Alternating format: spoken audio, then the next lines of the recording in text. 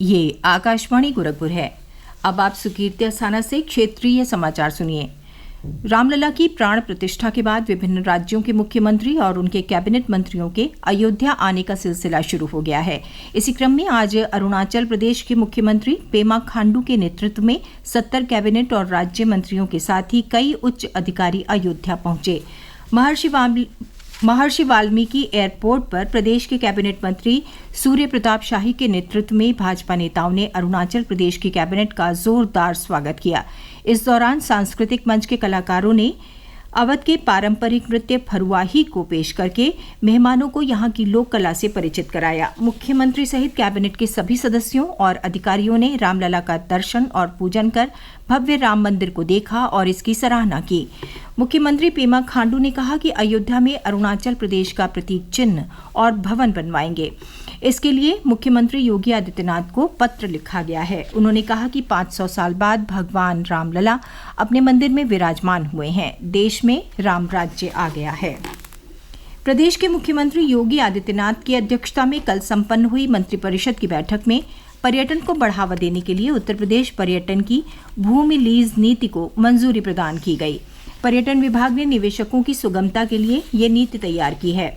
इसमें भूमि की सूची बनाकर भूमि बैंक के रूप में चिन्हित किया जा सकेगा। इसके बाद रुचि अभिव्यक्ति आमंत्रित की जाएगी। लीज 30 वर्ष और अधिकतम 90 वर्ष तक के लिए रहेगी। पर्यटन एवं संस्कृति मंत्री जयवीर सिंह ने कहा कि सरकार निवेशकों की मदद के लिए हर संभव कोशिश कर रही है ताकि प्रदेश में पर्यटन को बढ़ावा मिले। पर्यटन मंत्री ने कहा कि उत्तर प्रदेश की पर्यटन नीति 2022 का उद्देश्य पर्यटन में वृद्धि और राज्य में पर्यटन उद्योग को देश के सबसे पसंदीदा निवेश के गंतव्य के रूप में स्थापित करना है। प्रदेश में ग्लोबल इन्वेस्टर समिट 2023 में पर्यटन नीति के आकर्षण के कारण पर्यटन के क्षेत्र में लगभग 1.5 लाख करोड़ रुपए के निवेश प्रस्ताव प्राप्त हुए हैं। इनमें 643 प्रस्ताव के निवेशकों की ओर से भूमि को लीज पर आवंटित किए जाने का अनुरोध किया गया है। पर्यटन मंत्री ने बताया कि विभाग पट्टे के आधार पर भूमि आवंटन के लिए जिले और पर्यटकों को ध्यान में रखकर उपयुक्त भूखंड की पहचान करके सूची बनाएगा। इसे पर्यटन विभाग के भूमि बैंक के रूप में चिन्हित किया जाएगा। निवेशक आवंटित भूखंड पर पर्यटन सुविधाओं के विकास, डिजाइन और वित्त पोषण को विकसित कर सकेंगे। पड़ोसी देश नेपाल के सांसदों के एक प्रतिनिधिमंडल ने आज मुख्यमंत्री योगी आदित्यनाथ के आवास पर उनसे शिष्टाचार भेंट की।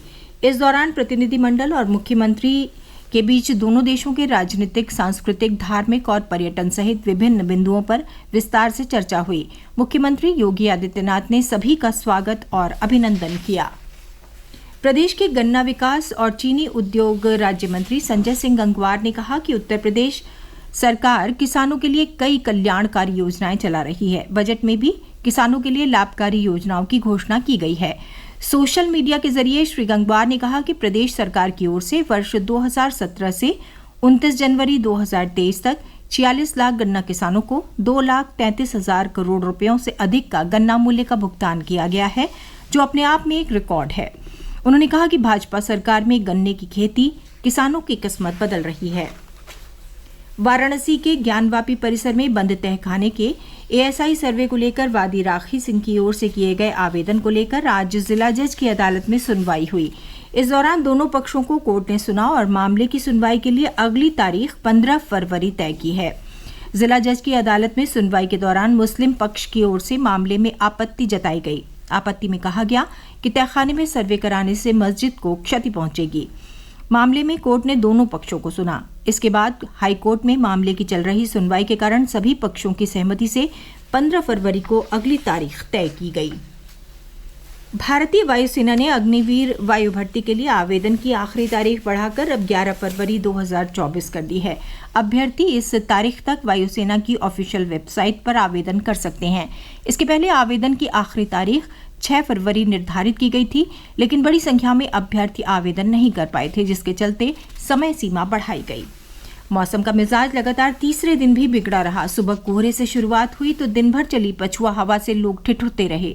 गोरखपुर, आजमगढ़, देवीपाटन और वाराणसी मंडल के कई जिलों में पूरे दिन बदली छाई रही।